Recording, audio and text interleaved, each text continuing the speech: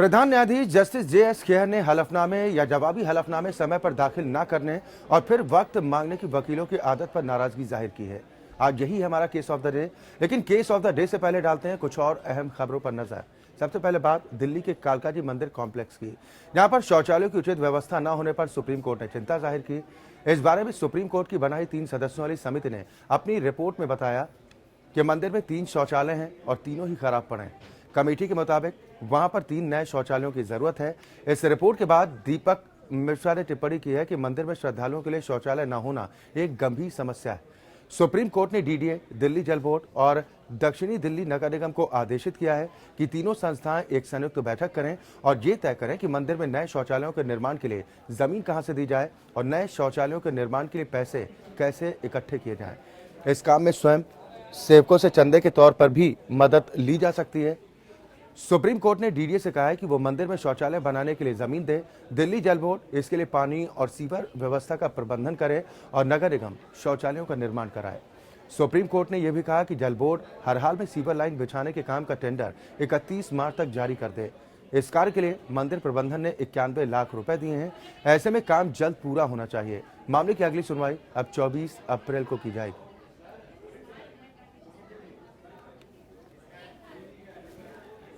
DDA, जल board और नगर निगम को आदेशित किया गया है। सुप्रीम कोर्ट ने इस पूरे मामले को लेकर चिंता भी जाहिर की है।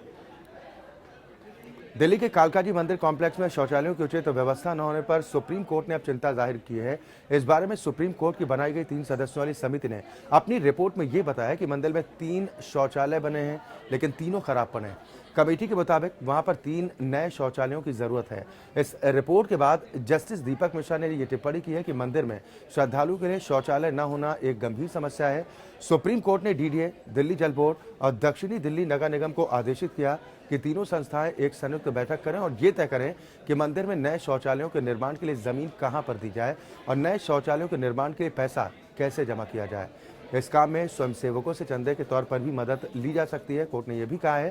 साथ ही सुप्रीम कोर्ट ने डीडीए से कहा है कि वो मंदिर में शौचालय बनाने के लिए जमीन दे, दिल्ली जल बोर्ड इसके लिए पानी और सीवेज व्यवस्था का प्रबंधन करे और नगर निगम शौचालयों का निर्माण कराने का काम कराए। सुप्रीम कोर्ट ने यह भी कहा है कि जल बोर्ड हर हाल में सीवर लाइन बिछाने के काम का टेंडर 31 मार्च तक जारी कर दे। इस काम के लिए मंदिर प्रबंधन की ओर से 91 लाख रुपए दिए गए हैं। ऐसे में काम जल्द पूरा भी होना चाहिए। हालांकि अब मामले की अगली सुनवाई 24 अप्रैल को होनी।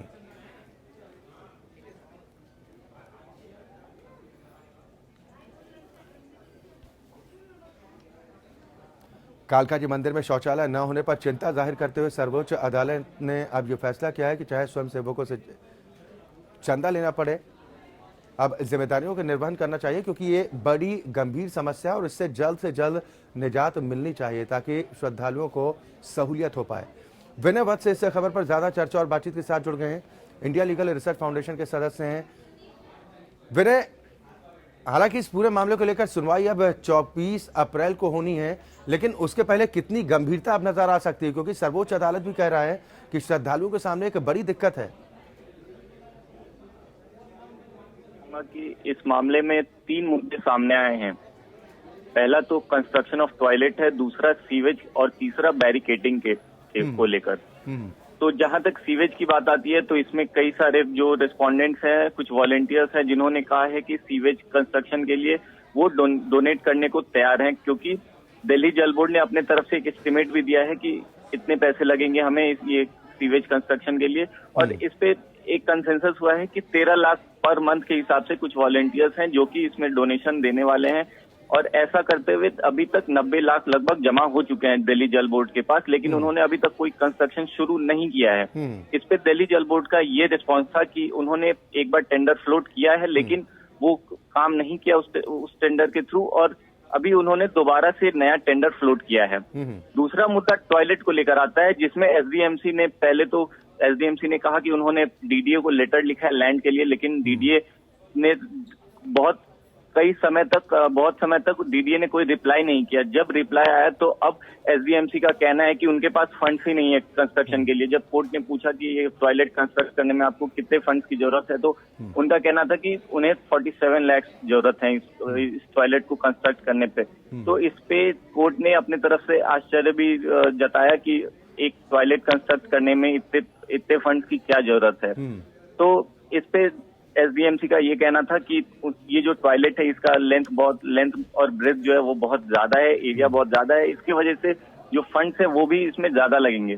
तीसरी चीज आई बैरिकेटिंग को लेकर, इसमें कोर्ट ने कहा है कि जो ये बैरिकेटिंग का मुद्दा है इसमें विदाउट दिल्ली पुलिस के सहायता के ये काम नहीं किया जा सकता और दिल्ली पुलिस की सहायता लेकर इसमें काम आगे बढ़ाया जा सकता है। आखिरी में कोर्ट ने अपने तरफ से ये ऑर्डर दिया है कि एक हाई लेवल मीटिंग होगी जिसमें कि chairman of DDA, commissioner of MCD और वाइस चेयरमैन ऑफ दिल्ली जल बोर्ड होंगे और इसके अलावा 3 रिस्पोंडेंट्स की तरफ से भी 3 लोग होंगे जो कि इस हाई लेवल मीटिंग को अटेंड करेंगे। और अड़चन कहां पर आ रही है? सर्वोच्च अदालत ने तो गंभीरता जाहिर करते हुए कह दिया कि अब वक्त आ गया कि जल्द से जल्द इस मामले को निष्कर्ष तक पहुंचाया जाए, डीडीए जमीन उपलब्ध कराए और जो जल बोर्ड है उससे कहा गया कि कम से कम आप पानी की व्यवस्था कीजिए और सीवेज की व्यवस्था कीजिए। तो अब अड़चन कहां आ रही है जब आप बता रहे हैं कि 90 लाख रुपए का बजट भी है नेशन की? यहाँ पे तीन बोर्ड इन्वॉल्व हैं, दिल्ली जल बोर्ड है, डीडीए है, एसबीएमसी है।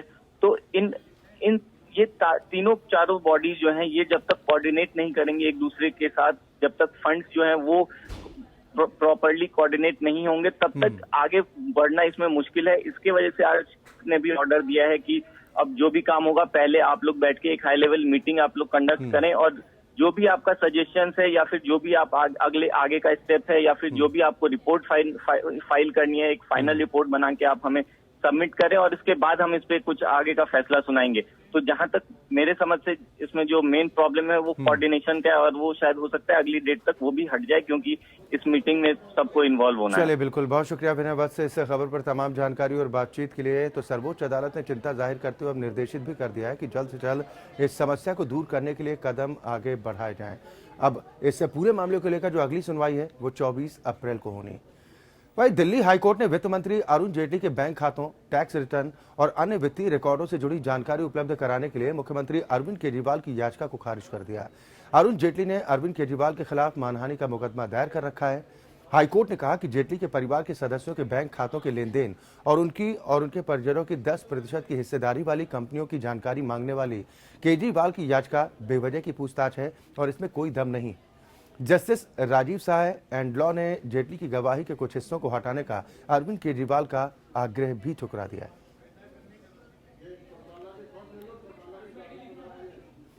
तो दिल्ली हाईकोर्ट ने वित्त मंत्री अरुण जेटली के बैंक खातों, टैक्स रिटर्न और अन्य वित्तीय रिकॉर्डों से जुड़ी जानकारी उपलब्ध कराने के लिए मुख्यमंत्री अरविंद केजरीवाल की याचिका को खारिज कर दिया। और क्या कुछ अदालत की तरफ से कहा गया, इस पर ज्यादा जानकारी के साथ चंदन गोस्वामी हमारे साथ जुड़े हैं, ILRF के सदस्य हैं। चंदन, और क्या कुछ कोर्ट की तरफ से कहा गया इस पूरे मामले को लेकर? हालांकि झटके के तौर पर जरूर देखना चाहिए अरविंद केजरीवाल को इसे।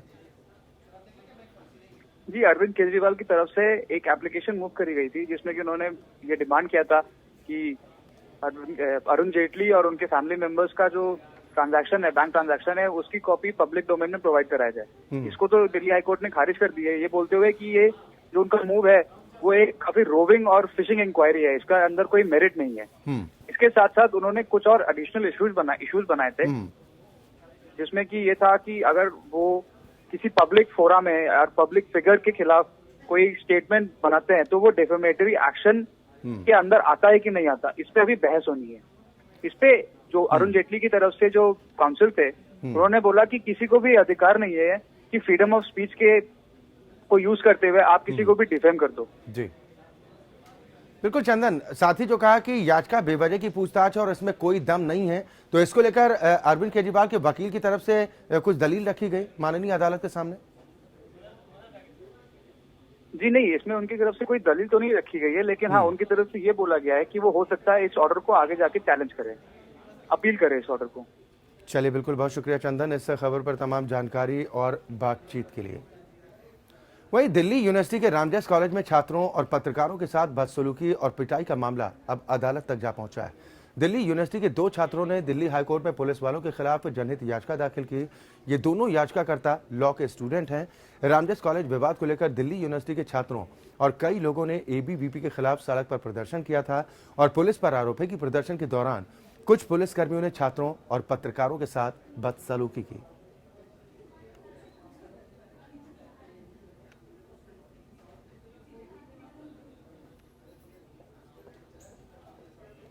राष्ट्रीय हरित न्यायाधिकरण यानी कि एनजीटी ने राजस्थान में भूमिगत जल की स्थिति पर अफसरों के टाल मटोल रवैये से नाराज होकर राज्य सरकार पर 5 लाख रुपए का जुर्माना लगाया और यह आदेश दिया कि इसकी भरपाई के लिए संबंधित अफसरों के वेतन से पैसे इकट्ठे किए जाएं। यही नहीं, एनजीटी ने एक अधिकारी पर अलग से 50,000 रुपए का जुर्माना भी लगाया। इस अधिकारी ने कहा था कि उद्योगों की वजह से भूमिगत जल दूषित होता है। इस पर बेंच ने पलटकर सवाल किया कि आपके पास मंजूरी देने का अधिकार तो है, तो आपने अब तक कितने उद्योगों को लाइसेंस दिया? बेंच ने यह भी कहा कि अगर यही आपकी दलील है तो आपने इसे अपने जवाब में लिखा क्यों नहीं?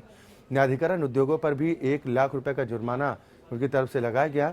जुर्माने को लेकर एनजीटी यहीं पर नहीं रुका और उसने याचिका दाखिल करने वालों पर भी 1 लाख का जुर्माना लगाया, क्योंकि वो बीच में ही मुकदमा छोड़कर भाग गए।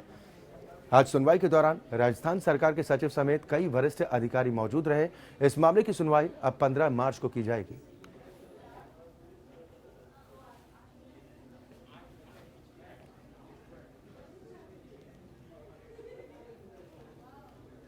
टू जी विवाद से जुड़े रतन टाटा और नीरा राडिया मामले में पटियाला हाउस कोर्ट ने सुब्रमण्यम स्वामी की सीबीआई जांच की स्टेटस रिपोर्ट की मांग की याचिका को अब खारिज कर दिया है।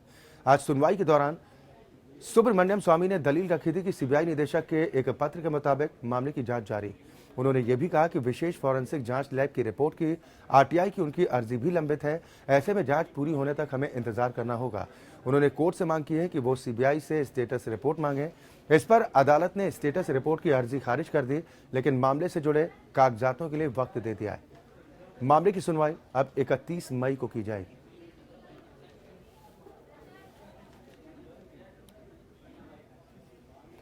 तो 2G विवाद से जुड़े रतन टाटा और नीरा राडिया मामले में पटियाला हाउस कोर्ट ने सुब्रमण्यम स्वामी की सीबीआई जांच की स्टेटस रिपोर्ट की मांग की याचिका को खारिज कर दिया। और क्या कुछ कहा है, इस पर ज्यादा जानकारी के साथ आदित्य हमारे साथ जुड़ गए हैं, इंडिया लीगल रिसर्च फाउंडेशन के सदस्य हैं। आदित्य, और क्या कुछ कोर्ट की तरफ से इस पूरे मामले को लेकर कहा गया? याचिका तो खारिज हो गई।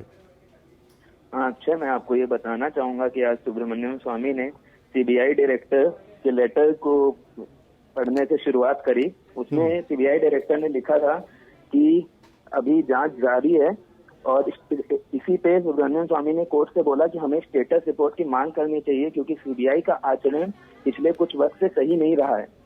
इस पे उसके बाद उन्होंने ये भी कहा कि मैंने एक आरटीआई भी फाइल करी है जो स्पेशल फॉरेंसिक लैब रिपोर्ट के लिए, जो अभी तक लंबित है। तो अगर आप स्टेटस रिपोर्ट की याचिका को खारिज करेंगे तो फिर मुझे और समय दीजिए कि मैं अपने डॉक्यूमेंट फाइल कर सकूं। तो इस पे कोर्ट ने ये कहा कि स्टेटस रिपोर्ट की याचिका को उन्होंने खारिज कर दिया और उन्होंने ये कहा कि आप अपने डॉक्यूमेंट जो आपने आरटीआई वगैरह के लिए फाइल करी है वो आप दे सकते हैं और 31 मई को अब इसकी सुनवाई होगी। बिल्कुल आदित्य, जो ये मांग की गई थी कि कोर्ट से कि वो सीबीआई से स्टेटस रिपोर्ट मांगे, इस पर अदालत ने स्टेटस रिपोर्ट की अर्जी को खारिज करते हुए क्या कुछ दलील दी, क्या कहा? देखिए, सीबीआई अपना जांच जारी करा और सीबीआई डायरेक्टर ने कहा कि हमने अभी जांच शुरू करी है, क्योंकि पिछले साल ही ये मैटर लगा था। इसकी कंप्लेन जो थी वो पिछले साल ही करी गई थी। तो उन्होंने बोला कि अभी हमारी जांच जारी है और इसमें कोर्ट ने ये कहा कि आपको जो इन्फॉर्मेशन चाहिए वो आप आरटीआई के थ्रू ले सकते हैं। तो आपको स्टेटस रिपोर्ट चलिए, बिल्कुल बिल्कुल, बहुत शुक्रिया आदित्य इस खबर पर तमाम चर्चा और बातचीत के लिए। तो माननीय अदालत की तरफ से ये कहा है कि मामले से जुड़े कागजातों के लिए वक्त दिया जा सकता है। अब इससे पूरे मामले को लेकर सुनवाई 31 मार्च को की जाएगी। वहीं पंजाब की जेलों में बंद विदेशी कैदियों के मामले में पंजाब और हरियाणा हाईकोर्ट ने पंजाब सरकार से विस्तार पूर्वक जानकारी मांगी। कोर्ट ने पूछा कि पंजाब की जेलों में कितने कैदी बंद हैं और इनके खिलाफ कौन कौन से मामले दर्ज हैं, इन मामलों की स्थिति क्या है, वहीं जिन कैदियों की सजा पूरी हो चुकी है उनकी रिहाई के लिए क्या कदम उठाए गए। सुप्रीम कोर्ट ने देश भर के हाई कोर्ट्स को पत्र लिखकर खुद संज्ञान लेते हुए कहा था कि जेलों में बंद कैदियों के हालात सुधारे जाने को लेकर कार्रवाई की जाए, जिसमें विशेष रूप से अंडर ट्रायल कैदियों के संबंध में ये आदेश जारी किए गए थे कि मामलों में आरोप पत्र समय पर दायर किए जाएं ताकि उनकी जमानतों संबंधी मामलों का निपटारा हो सके। इस दौरान विदेशी कैदियों की जानकारी भी हाई कोर्ट को दी गई थी।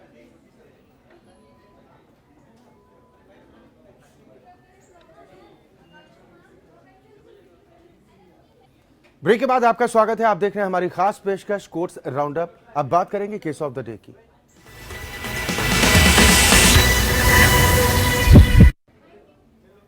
प्रधान न्यायाधीश जस्टिस JS खेर ने हलफनामे या जवाबी हलफनामे समय पर दाखिल न करने और फिर वक्त मांगने की वकीलों की आदत पर जमकर नाराजगी जाहिर की और ये चेतावनी भी दे दी है जस्टिस खेहर ने कहा कि अगर वकील वक्त पर हलफनामे या जवाबी हलफनामे दाखिल नहीं करते हैं तो उन पर 1 लाख रुपए का जुर्माना लगाया जाएगा। प्रधान न्यायाधीश ने आज सुबह इस वक्त की जब अदालत में वकीलों की लंबी लाइन लगी थी, जस्टिस खेहर की यह चेतावनी कहीं न कहीं मुकदमों के जल्द निपटारे से भी जुड़ी हुई। सुप्रीम कोर्ट इससे पहले भी लंबे वक्त से लटके मामलों में स्टे मांगने की अर्जी पर केंद्र को फटकार और भारी जुर्माना लगाने की चेतावनी दे चुका है। सुप्रीम कोर्ट ने ये फटकार इसी साल जनवरी में भी लगाई थी, जब केंद्र के वकील ने प्रसार भारती के पूर्व सीईओ बीएस लाली से संबंधित मामले में निर्देश लेने के लिए वक्त की मांग की थी। इस पूरे मामले को लेकर मुख्य न्यायाधीश जस्टिस जेएस खेहर ने नाराजगी जाहिर की है। उन्होंने कहा कि हलफनामे या फिर जवाबी हलफनामे समय पर दाखिल न करने और फिर वक्त मांगने की वकीलों की आदत ठीक नहीं है। इस पर उन्होंने चिंता जाहिर की और नाराजगी भी जाहिर की, साथ में चेतावनी भी जाहिर कर दी है। जस्टिस खेहर ने कहा कि अगर वकील वक्त पर हलफनामे या जवाबी हलफनामे दाखिल नहीं करते हैं तो अब उन पर कार्रवाई की जाएगी, 1 लाख रुपए का जुर्माना लगाया जाएगा।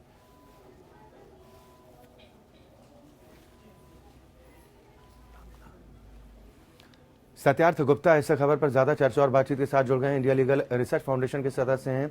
सत्यार्थ, नाराजगी तो कहीं ना कहीं ये साफ बयां करती है कि जिस तरह से मामले लंबित पड़े हैं उसको लेकर भी चिंता है और जिस तरह से वक्त की मांग कर दी जाती है इसको लेकर ज्यादा नाराजगी जाहिर की है चीफ जस्टिस ने। जब कोर्ट स्टार्ट हुई थी तो सुबह मेंशनिंग के टाइम पे सारे वकील आते हैं और अब बोलते हैं कि सर आज ये अर्जेंट मैटर है, इसको टेकअप कर लीजिए, ये अर्जेंट मैटर है, इसको टेकअप कर लीजिए, मुझे डॉक्यूमेंट्स फाइल करना है, एफिडेविट फाइल करना है, मुझको इसको टेकअप कर लीजिए। तो उसको लेकर आज क्या था कि किसी ने लेट फाइल किया था एफिडेविट, उन्होंने उनकी डेट कुछ और थी बट वो लेट फाइल कर रहे थे, तो उस पर सुप्रीम कोर्ट ने सीजेआई ने मेंशन करते हुए खासतौर पर उस पॉइंट को मेंशन करते हुए कहा कि अगर आप इस तरह से इनडिसिप्लिन वे में एफिडेविट्स और डॉक्यूमेंट्स सबमिट करेंगे जब टाइम लिमिट निकलने के बाद, तो फिर मैं कॉस्ट इंपोज करना स्टार्ट कर दूंगा, क्योंकि ये जुडिशरी की एक जो थ्योरी है उसके अगेंस्ट में है, क्योंकि आप डिले काम कर रहे हैं, कोई भी चीज आप डिले कर रहे हैं और वैसे भी जुडिशरी में सारे केसेस इतने पेंडिंग चल रहे हैं, वैसे इतना डिले रहता है। अगर आप टाइम पे एफिडेविट्स और डॉक्यूमेंट्स फाइल नहीं करेंगे तो फिर और डिले होता जाएगा। इसको लेके कोर्ट ने आज एक सख्त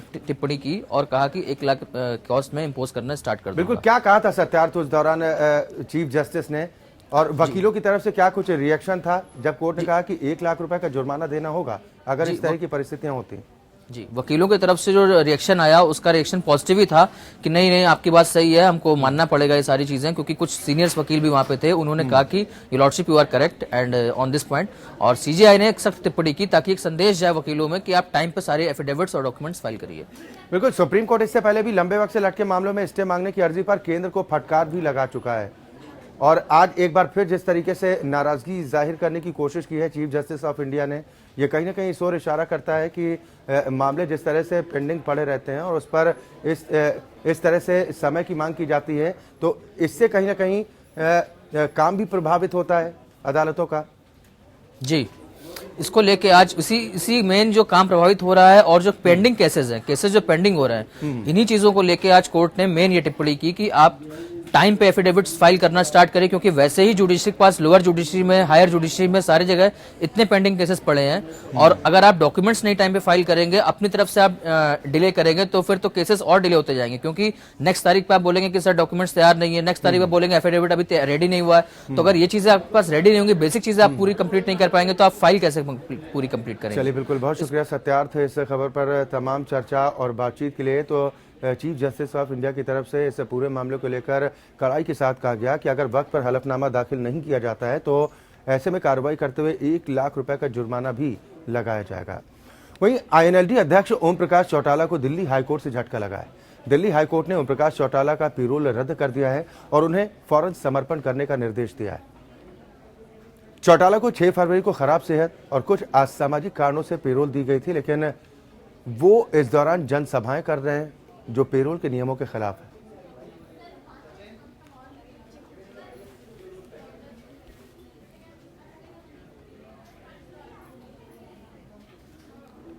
उधर शियार्ट्स एग्रीकल्चर यूनिवर्सिटी में मारपीट के आरोप में फंसे बाहुबली अतीक अहमद के मामले की जांच इलाहाबाद के पूर्व एसपी क्राइम इरफान अंसारी ही करेंगे। राज्य सरकार ने हाईकोर्ट को यह जानकारी दे दी। कुछ दिन पहले चुनाव आयोग के निर्देश पर इरफान अंसारी का तबादला इलाहाबाद में ही पुलिस मुख्यालय में कर दिया गया था, जिस पर हाईकोर्ट ने नाराजगी जाहिर की थी और चुनाव आयोग से भी पूछा था कि क्या उन्हें इस बात की जानकारी नहीं थी। हाईकोर्ट के निर्देश पर 6 मामलों में अतीक अहमद को निजी जमानत के खिलाफ अर्जी दी गई। सुनवाई के दौरान हाईकोर्ट ने जांच की प्रगति रिपोर्ट भी तलब की है। राज्य सरकार ने कहा कि एक टीम बनाकर अतीक के मामलों की मॉनिटरिंग होगी। अब इस महीने की 8 तारीख को मामले की सुनवाई होनी। तथा न्यायमूर्ति यशवंत वर्मा खंडपीठ को बताया कि अतीक अहमद जो इस मामले में जेल में बंद हैं, उनके खिलाफ जो हीनियस क्राइम के मामले इलाहाबाद जिला कचहरी में चल रहे हैं, उसमें 6 मामलों में उनकी जमानत अर्जी निरस्त करने के लिए अर्जी दाखिल कर दी गई है, जिसकी जो भी प्रगति रिपोर्ट होगी कोर्ट को अगली तिथि पर बताई जाएगी। उधर इलाहाबाद हाईकोर्ट की लखनऊ बेंच ने राज्य सरकार को निर्देशित किया है कि वो राज्य में शराब की बिक्री को लेकर मानक तय करें। इस बारे में दायर एक जनहित याचिका पर सुनवाई के दौरान हाईकोर्ट ने कहा कि शराब से लोगों के स्वास्थ्य के साथ खिलवाड़ होता है और उसके मानक होने जरूरी। हाईकोर्ट ने यह भी कहा कि यह तय किया जाए कि शराब की दुकान पर हर व्यक्ति को कितनी शराब दी जाए।